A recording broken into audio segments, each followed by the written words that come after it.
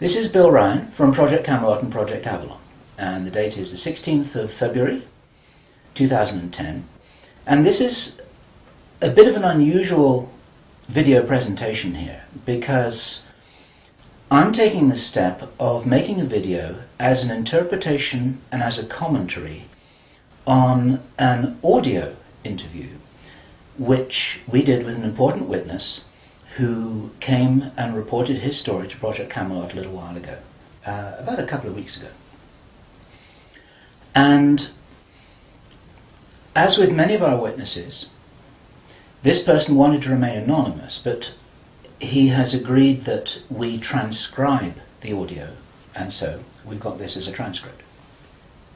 And this is going to be released at the same time as the video because it's important to be able to read the transcript at the same time as you're considering what I'm saying about it here. And as we come into this story, you're going to understand exactly why it's important to get all the information, to hold it all into a very fine balance. Now, this is a British person, and he worked in the British military for a number of years. And after he retired from the military, he worked in the City of London, in a fairly senior position, in a respected position, in the City of London. And for those people watching this video who don't know about the City of London, the City of London is it's like an enclave, it's like a financial enclave in the heart of London itself. Some people consider it almost a little bit like the Vatican. It's very old, it's very ancient. It's the heart of the financial system, not only of Britain, but possibly the world. Many researchers consider that it's very likely that the City of London calls the shots on the financial systems in America. They've got control over the Federal Reserve, the Bank for International Settlements, a whole bunch of things that happen. This is like the nerve center of the financial world. And it's very Masonic, it's very ancient, it's very traditional. And our source attended a number of meetings with senior Masons. And while many of these were interesting, they were routine by City of London standards. They were discussing financial affairs and so on and so forth.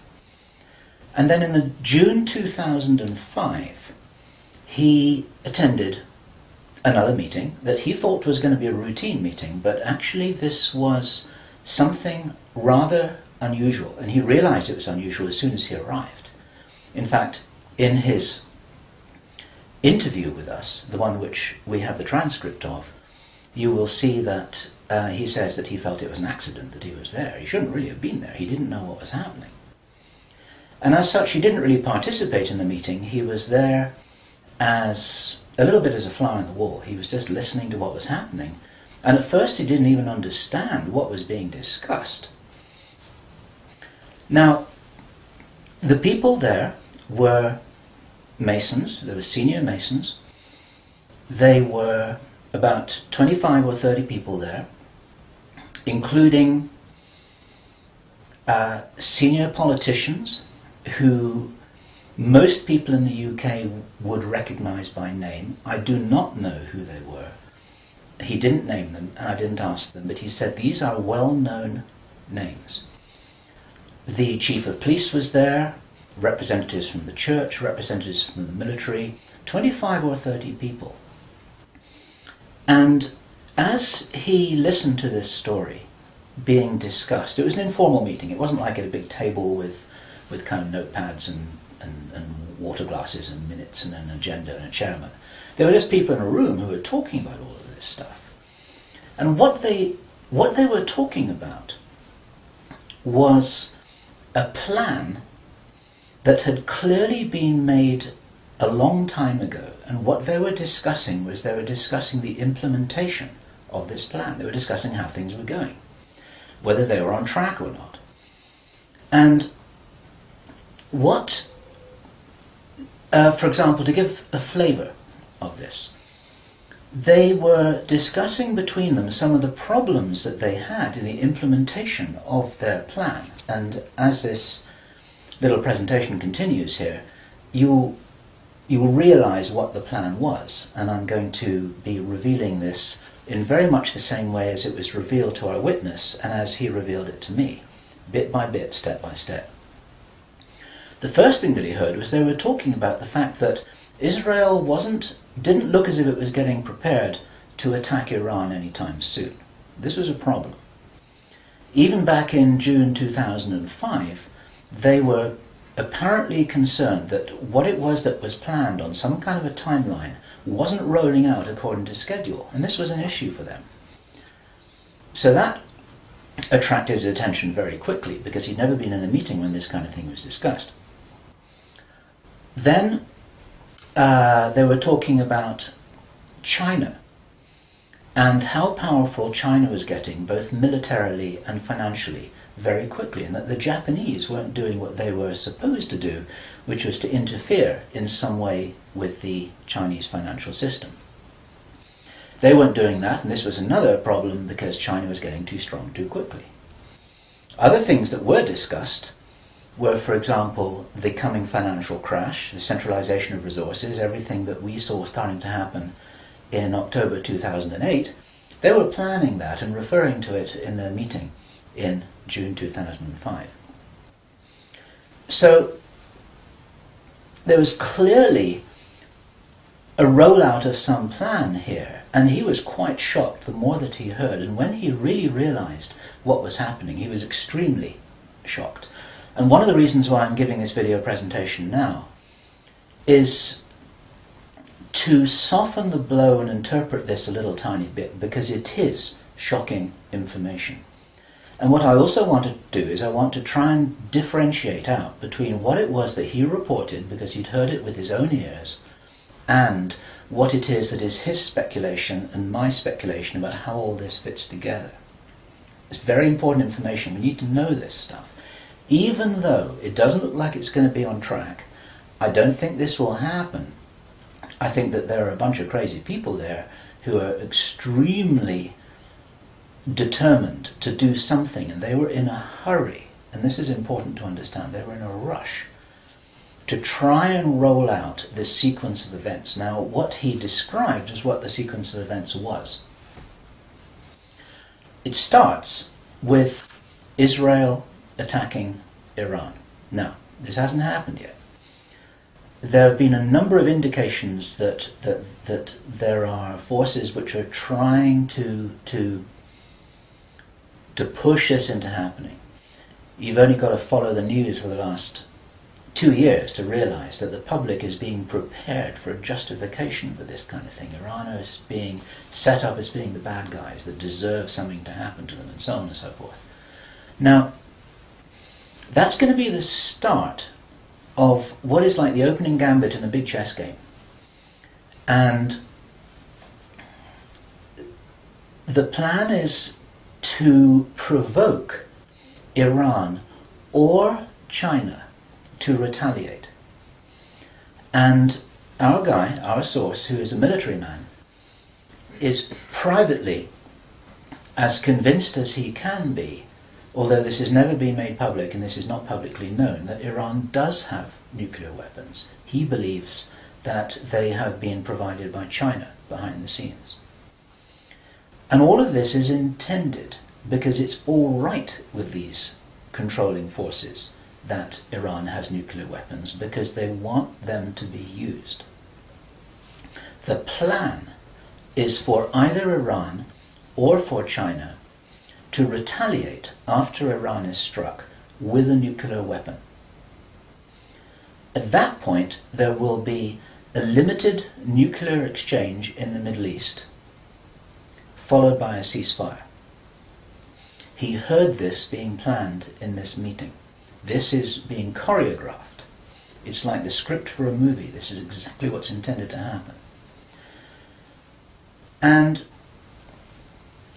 during this time, the other thing that's being set up for this, and many people watching this will be aware that this is being set up in the background. We've had a lot of information about this from a number of good researchers from many countries who are reporting this on the internet, that things are being set up in many of the Western countries for there to be heavy controls over populations, martial law, increased powers on security forces who are not just the army or the police, but in Britain, for example, our source said that he absolutely knew personally for a fact, that a very large number of private security people, their powers were being increased to give them the ability to arrest people, the ability to detain, the ability to handle riots in streets. And here we're talking about just regular people working in private security, people who give the parking tickets on the streets. Their powers are being increased in the same way. And last year we heard President Obama talking about how he wanted to have a sort of national guard at home in America ready to handle this kind of thing. There are a lot of indicators that this is being set up. And in this rollout of this crazy scenario where it is intended that there will be a limited nuclear exchange in the Middle East, the idea is that as the world looks upon this with horror, then they will demand from their governments that there are heavy controls over travel, over communication, over people who meet, over people who protest in the streets. They want to make sure that they don't have crazy bombers on aeroplanes, crazy bombers in the shopping malls. They want to make sure, and because people will be driven into fear by this, they'll request and demand and insist on heavy controls from their governments, which will be justified. And this is where you're going to kind of get the martial law situation in all the Western countries. It's intended as a justification. All of this is just the start of something, because this story gets much bigger, and it's pretty horrifying. And if watching this now you're feeling a little bit shocked, this is how I was feeling when I heard this information, and this is how our source was feeling when he was hearing this information in this meeting, because this is just the beginning. Now, during the time of this ceasefire, everyone's shocked, everyone's frightened, everyone's really terrified about where this is going to go. There are all kinds of heavy controls over populations everywhere. And then the next thing that happens in this chess game that's being played is that biological weapons are released on China. You heard this being discussed in this meeting. They will release a flu-like virus that will be genetically targeted against the Chinese population. It's racially targeted against the Chinese people. It's designed to spread like wildfire and to knock out a large number of the Chinese people. And these people in this meeting were laughing about this. They said, China will catch a cold. Those were their words. China will catch a cold. And they were laughing about the fact that these biological weapons will wreak havoc among the Chinese population. And after that, then what effectively will be a kind of plague will actually spread right across the world to the West as well. And our source was not clear whether this was a Chinese retaliation or whether the thing would just spread out of control in the way that it would be very understandable if it did, whether it's racially targeted or not. These things actually mutate. So now you've got a situation where there's been a limited nuclear war in the Middle East. There's a pandemic that really is sweeping across the world and really is killing people very visibly. And you've got this totalitarian military lockdown in all the governments in the Western world because everyone's going to be in panic about all of this. And then, he said, then the real war starts. Something that would be justifiably called the Third World War, with a much more major nuclear exchange. And at this point, I asked him, is this just about population reduction? What is this about? Why are they doing this? Why this insane Dr. Strangelove plan for just unleashing all of this stuff on the world? Why do it? Now, as our conversation went on, I started to find answers to those questions. Now, some of this is speculation. I want to share this speculation with you because it's important enough that we work together here to figure out what's going on. And there are some clues, there's some very important clues that I'm going to present to you here in this video. He said absolutely it's about population reduction. So I said, well, in this meeting, did they mention any figures? And he said, yes, they did, 50%. Half the world's population.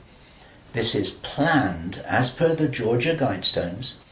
For those of you who don't know what the Georgia Guidestones are, it's a stone monument in Georgia in America that was erected anonymously a number of years ago. It's in 8 languages, and it's like an Illuminati manifesto for a new world, as it were. And just hold that thought about this being a manifesto for a new world. This is an important concept here in what I'm presenting. One of the key parts of this manifesto for this new world is that there should be a population of 500 million people. Now, 500 million people is an enormous reduction from the nearly 7 billion that we've got at the moment. That's pretty much 95% of people who would no longer be on this planet. And 50% is a step towards that. And there's a reason why they're doing all of this. There's a reason why they're in a hurry. There's a reason for this insanity. And when he was explaining this, then he said that they have a name for this plan. This project has got a name. And I said, well, what is this name? He said it is called the Anglo-Saxon Mission. The Anglo-Saxon Mission. Now, I'd heard that before. It was something historical, I think, to do with the Crusades quite a long time ago. But I hadn't heard it in the present day context, and neither had he. And later on, as he continued to tell his story, I began to understand what I thought this might be about. Hence the title of this video, and the reason why I want to share this information with you, because we need to work together to figure out what's going on here. It's extremely important to understand. There's a plan, I believe, that Hitler would be proud of, which is so evil, it's so Machiavellian, it's so hard to face up to, it's so unbelievable, that I need to put it on the table for you so that you can consider whether or not this might be a possibility. The plans that I've been describing are definitely a possibility because he heard them with his own ears in this meeting. Everything I've described up until now, up to and including a major outbreak of hostilities after the limited war. So the sequence is as follows. The planned sequence is as follows. Israel attacks Iran, then there's a ceasefire, then during which time there is heavy governmental military controls over populations in all Western countries. Then China is attacked by a biological weapon. It's a flu-like disease that spreads like wildfire. This goes all over the world, and then they have a major Third World War. And then, by this time, 50% of the population will be destroyed. And not only because of the war or the plague, but because, as many of you watching this will understand, the infrastructure goes down in situations like this. There's no food in the supermarkets, there's no gas in the pumps, the telecommunication goes down, there may not even be water coming out of the taps. People are kind of thrown back into a Victorian era without the facilities to handle this, because most people don't have their vegetable gardens, they don't have their horse and cart, they're not able to survive in the way that we used to be able to. We're very, very vulnerable in our technological advancement. We're extremely vulnerable, and of course the controllers know this. At this stage, our source was speculating about why are they in a hurry? Why do they want to do this?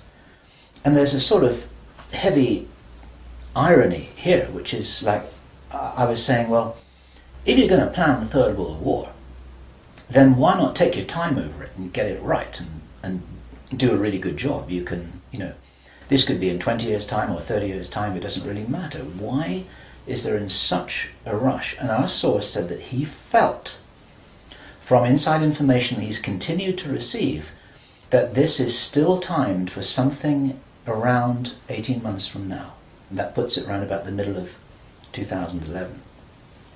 He doesn't know this for sure because these events aren't calendar driven, they're actually event sequence driven. In other words, this has got to happen before that happens, and then after that the next thing can happen, then after that the next thing can happen. So a whole lot of things have got to be in place before all the dominoes fall over, so to speak. And they seem to be behind schedule in some of this. There are some planned events that definitely haven't happened. One of the things which I remembered when I was hearing this story was that our source, Henry Deacon, and many of you who've watched Project Camelot videos and read their reports for the last 3 years will know that when we met Henry Deacon in 2006, he said that in his own inside information was that there would be a war against China in 2008. Now that didn't happen. And all this time, at that time it didn't make any sense, and even now it didn't make any sense. It's like, well, all right, but why do this? Why do this? Why do this? Now, this was his answer. And our source is a pretty smart guy. He's been in the military. It's a totally different story that he didn't debrief in our audio transcript, which you have the opportunity to read, but he's had his own ET experiences in the military. He's got his own sources of information about some of the background for this. He says that he's as sure as he can be that the people who are calling the shots in the world, you can call them the Illuminati, the controllers, the cabal, whatever name you have for them, they believe that there is going to be what he called a geophysical event, a major geophysical event. He says that the best information that he's got is that the insiders believe that this is going to happen, or they are concerned that this is going to happen. And many of you watching this will know that this isn't a completely crazy idea. There have been trillions of dollars that have been spent on deep underground bases for some reason which we don't know why it is. You'll know about the seed bank in Svalbard. This is in the public domain, where all the seeds of all the plants and all the crops in the world have been buried deep inside a granite vault in northern Norway. There are many precautions being taken as if something might happen that could really threaten some of these valuable resources, including the seed banks of the world. Now, if there is going to be a geophysical event as they believe, this is because it seems to be preserved Illuminati inside knowledge, whether it's true or not, that there are repeated cyclical geophysical events about every 11,500 years. Information about what really happened to Atlantis was very probably in the Great Library of Alexandria that burnt down a couple of thousand years ago. There are persistent rumours that much of that information has been retrieved and it's in the Vatican Library. This is information which is not in the public domain and which the insiders may have access to. Whether it's accurate or not, the important thing is to realize that they probably believe that this will happen, and they're making their precautions. And this might be the justification for this insanity that we've just heard about in this plan. Consider this.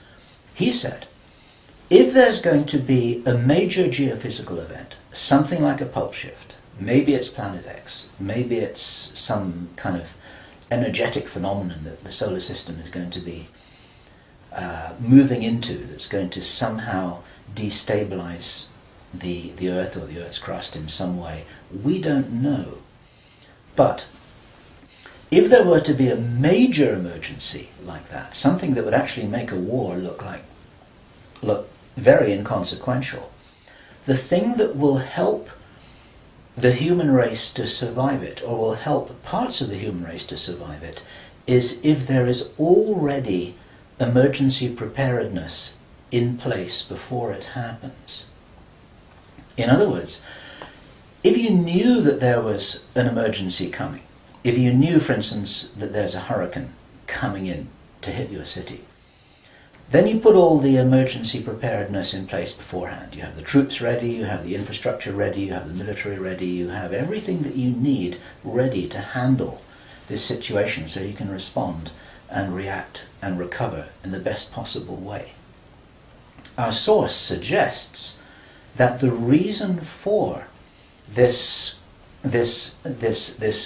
whole Third World War scenario is that then the Western governments, with the Chinese out of the way, will be in a state of such totalitarian control of their own population that they will be best equipped to recover and rebuild the new world after a cataclysm. And he thinks that this is what's happening. And I have to tell you that this terrible logic makes sense to me, that they would think that way. I'm not for a moment agreeing that this will happen. I think this is wild, crazy stuff, but if they believe that it's going to happen, then this could be their justification for this kind of plan that we've heard about is really being discussed. And this now is my own speculation right now, which also makes sense to me. And I invite your comments and your thoughts about this. We need to work together to figure out what's happening here. It's called the Angelsächsische Mission.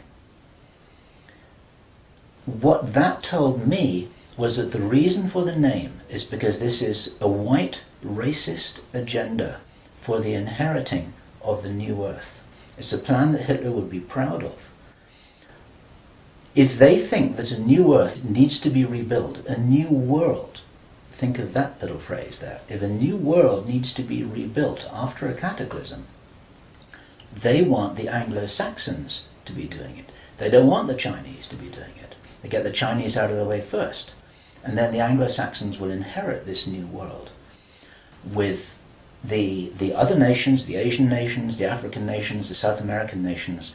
Presumably, it is assumed that they won't have the resources to be able to handle the situation in any kind of a way that gives them the strength to recover after whatever it is that they think is going to occur. So there are several other parts of this which also fit, and one of the reasons why this is an important presentation to make personally is my own personal thoughts, because up until now I've been following a lot of the well-founded research on these sorts of agendas. We've had our own sources of information over the last 3 years. But I've always had questions in my mind, like, why would they do this? You know, war against China, why? Third World War, why? And suddenly, a lot of these things start to make a little bit more sense. It's possible, for example, that when we heard from Jordan Maxwell in our interview with him, which we did at the end of last year, 2009, he described to us how he had researched a number of repeating symbols and images that had been used ever since the time of Hitler, and even long before that, about the dawn of a new day. There's something very important in Masonic and Illuminati thinking about the dawn of a new day. And here we have possibly the reason for their belief that if you think about the possibility of a cataclysm, if they think this is really going to happen, the 2012 movie that many of you will have seen, after all of the flood and all of the earthquakes and tsunamis, then you've got these big ships sailing across a calm sea with the sun streaming through the clouds, and you've got the dawn of a new day, and the implication in that movie is that now those people will be able to rebuild the new earth because those are the survivors. It's the modern day Noah's Ark. It's possible that the dawn of the new day, that it refers to that. And it even occurred to me, and I'd be interested for other researchers to offer their views on this, that the very term the New World Order that we first started to hear about 20 years ago, actually longer ago than that, but the New World might be the post-cataclysmic world, the New World. It might be the order for the New World after the cataclysm. They may be planning who will inherit the new world. It may be nothing less than this. Maybe this is what the new world order is all about. It really is the order, the plan for the new world that they think is coming. They think this is going to happen. Now, I say again, it's very, very important to differentiate out all of this information here. I don't believe this is going to happen at all, but they might be doing something crazy to try and safeguard what they believe is their own interests. This is what we need to be aware of here. And what I want to do is I want to just state really clearly why there are profound reasons for not believing that anything like this is going to happen. There are a lot of things that haven't happened which were intended to happen. Many of you will remember I think it was the 30th of August 2007, there was a B-52 bomber that flew halfway across America from Minot Air Force Base to Barksdale Air Force Base in Louisiana with 6 armed nuclear cruise missiles on its wingtips, something that could never happen by accident. It was illegal, it should never have happened. You can't even smuggle a bullet out of the weapons storage area in an Air Force Base without there being a whole bunch of signatures and everybody knowing about it, let alone making the mistake of loading armed cruise missiles onto a B-52 bomber with nobody noticing it. There was a reason why that happened, and that was actually prevented from going any further. It stopped at Barksdale in Louisiana. Some very brave airmen blew the whistle on that, and they did their job, and they reported it up the line. It appeared very, very briefly in the mainstream media, and after that it was completely covered over, and everyone said it was a mistake. That was no mistake. There was a reason why they did that. And what many of you don't know is that at that same time, at the end of August, a group of anonymous investors bet $2 billion that the stock market would fall by 50% before the 21st of September 2007. They stood to gain $4.5 billion if their bet had succeeded. These were what are known as put options. And the insiders in the stock market, they call them Bin Laden trades. It's a sort of ironic description because of the betting that took place around about 9/11. Okay, those people lost their bet. It didn't work. The plan didn't work. The stock market didn't fall. The bomber never went any further. And for all we know, that was intended to be the start of the Third World War. It never happened. Okay?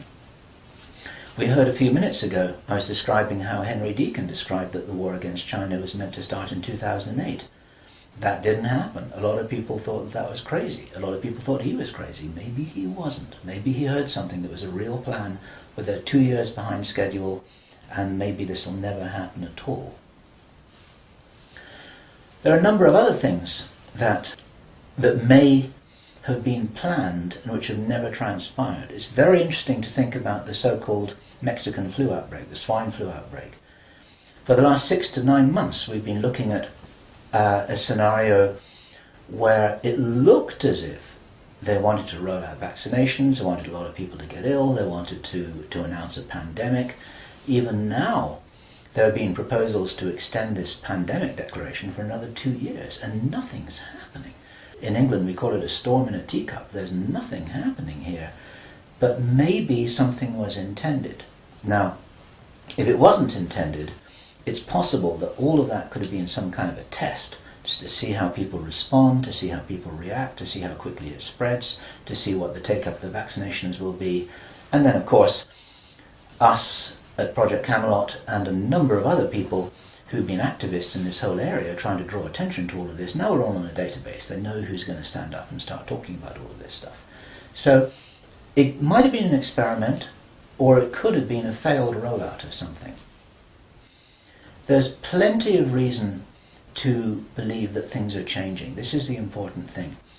And those of you who've been following the work of David Icke, this is an important perspective here, because we support his work fully, in as much as he makes a beautiful presentation and he starts off by saying, we are infinite consciousness.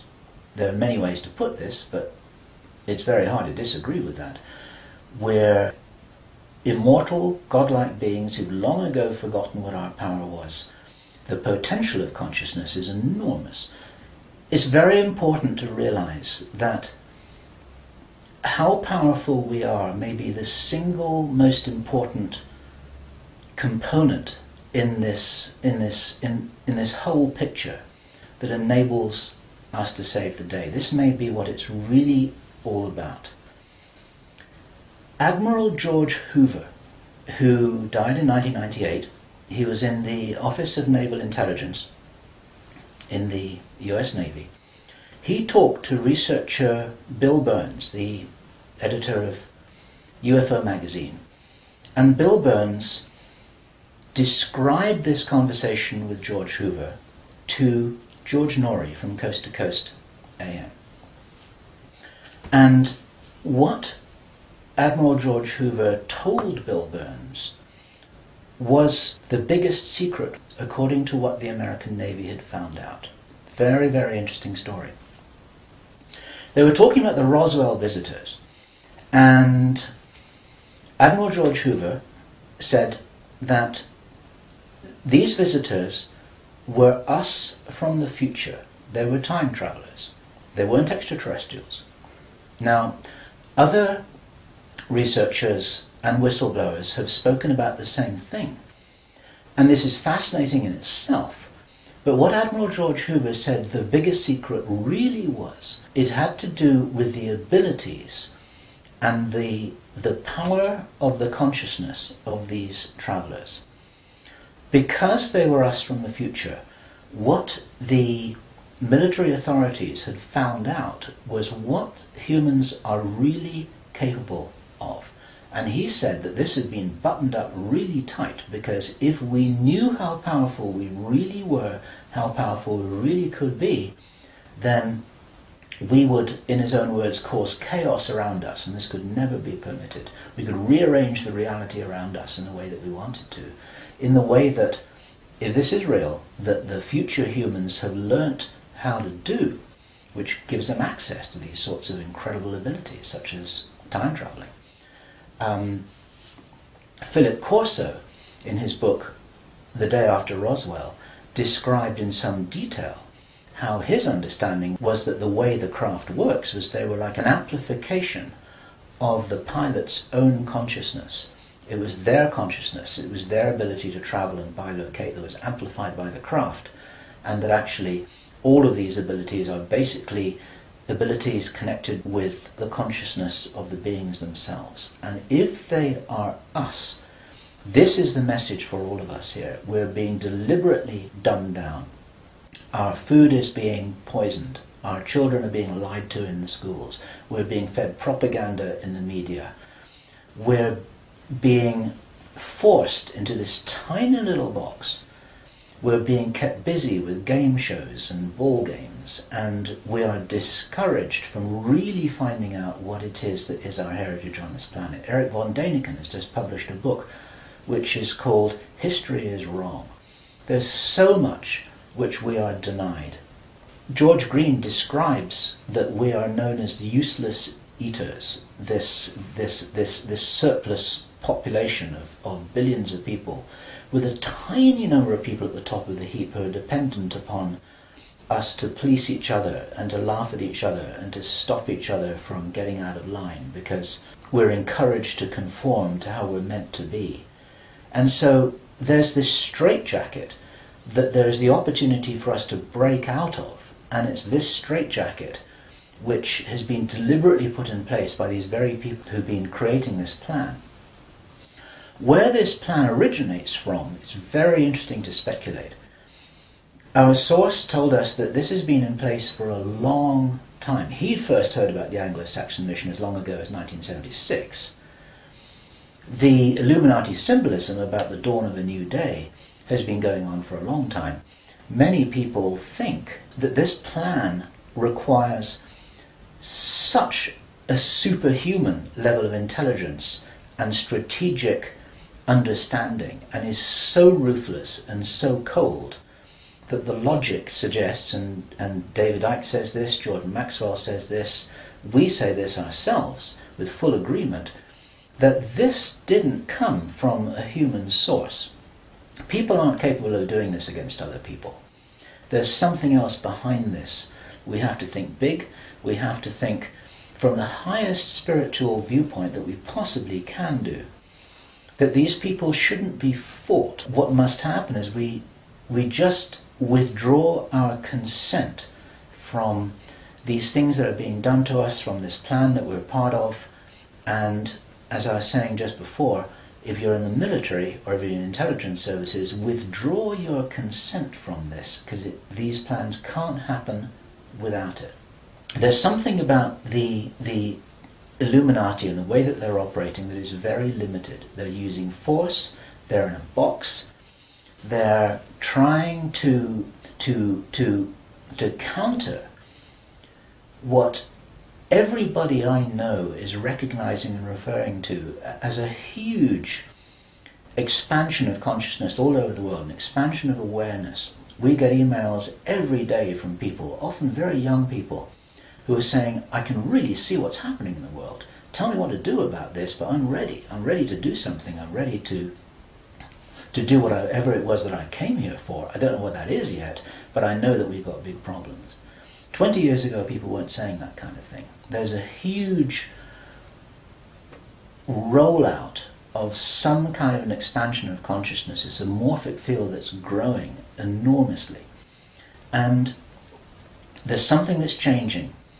And my personal belief is that this is certainly being supported by benevolent non-human agencies, let me put it this way, who know about this kind of plan.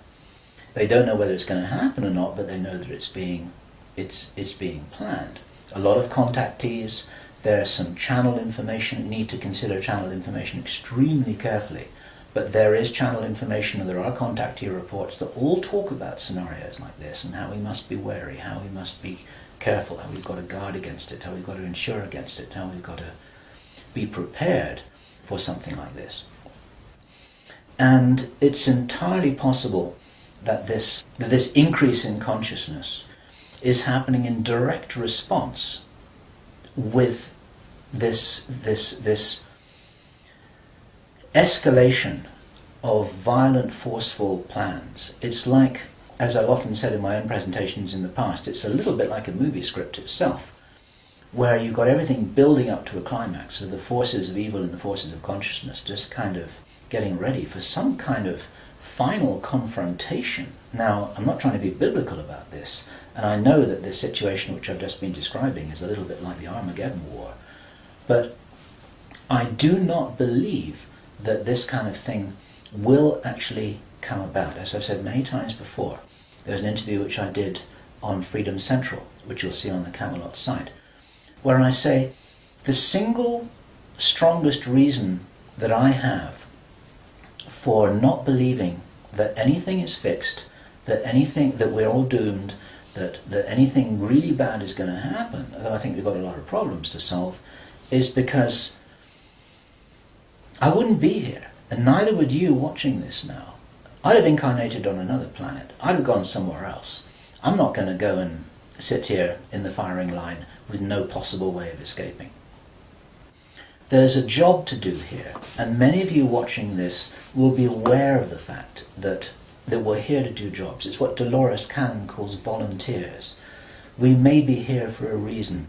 We may be here to help catalyze this increase in consciousness, and that's what's going to prevent this kind of thing from happening, because if we do not agree that this is the future that we want, then that's not what we're going to experience. We do all co-create our reality, we do all have a part in it, and I profoundly believe that by becoming aware of these plans, this is the way that we avert them. There's a difference between prediction and prophecy. These are two words in the English language that are easily confused with each other. Prediction and forecasting is saying, okay, in 3 months' time, this is what's going to happen because this is what the data leads us to conclude logically. That's all about forecasting and prediction. A prophet does something different, and it's a word to be used with care because it's often misused, it's often misunderstood, and it's like a biblical term, and some people react against it for that reason. But what a prophet always used to do was to say, listen, if we don't wake up and if we don't take action, then this is what's going to happen. And the purpose of the prophet giving this prophetic warning is not to warn people that it will happen, but to say, listen, you got to change something here. You got to change the way you're doing things. You got to change the way that you're being. You got to change the way you're interacting with each other. You got to change your whole attitude. Whatever it is that you change, then the purpose of the change is so that this prophesied event doesn't happen. And so what we have here is we have a kind of prophecy. It's not a prediction. And I'm using this word very, very carefully because the reason why I'm making this statement, the reason why we're releasing this information is to make sure that this doesn't happen. What are we going to do with this information? It's going to be translated into every language that we can. The video is going to be subtitled in Chinese, Arabic, Russian, Spanish, every other major language. I want this video to be picked up by the Chinese. I want this to be escalated up the line. The Chinese are very sensitive about videos that refer to them, especially ones with Chinese subtitles. This will be reported right up the line to Chinese intelligence, to the Chinese military commanders. And the reason for that is because, first of all, if this is nonsense, it doesn't matter. Okay? But if this is a really serious threat, then those are the guys who need to know about it, because their first nuclear response, which is designed to be provoked, is the thing that actually sets this whole thing on fire. And so, to any Chinese military commanders who are listening to this, don't do it. Okay? None of us must do anything here that is in alignment with their plans. There's a wonderful scene in the Avatar movie that I loved so much, which was when the woman helicopter pilot who was ordered to fire her weapons at the big tree, she's just about to fire, and then she says, I didn't sign up for this. And then she turns around and she goes home. She's not going to be part of this. There are many people in the military who never signed up for anything like this. There are many people in the intelligence services. They never signed up for anything like this. They signed up when they were young, thinking that they were doing the best thing for their country, thinking that they're doing the best thing for mankind. They're not all evil at all. And so as a direct message to those of you in the military and the intelligence services who may be watching this or may have had this brought to their attention, you don't have to do this stuff just because you're told. You need to support what's best for the human race. You don't need to follow orders if it's going to lead to a huge destruction here, which is in no one's interests apart from the controllers who have an agenda of their own, and that agenda doesn't feature you and me, that's for sure. Okay, so that's the end of my presentation. I want you to consider this information. I'm not urging you to believe it. I want you to research it. I want you to check it out.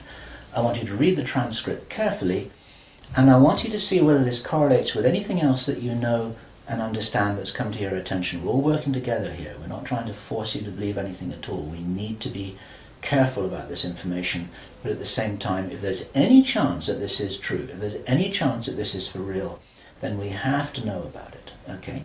And if you are not sure what it is that you should be doing, then I say the same thing that I always say, which is do whatever it is that you came here to do, because most of you watching this video are here for a reason. I do understand that you may not know what the reason is yet, but you're probably here for a reason. You're probably watching this video for a reason. Do whatever it is that you came here to do. This is Bill Ryan, Project Avalon, Project Camelot. It's the 16th of February 2010. Thank you.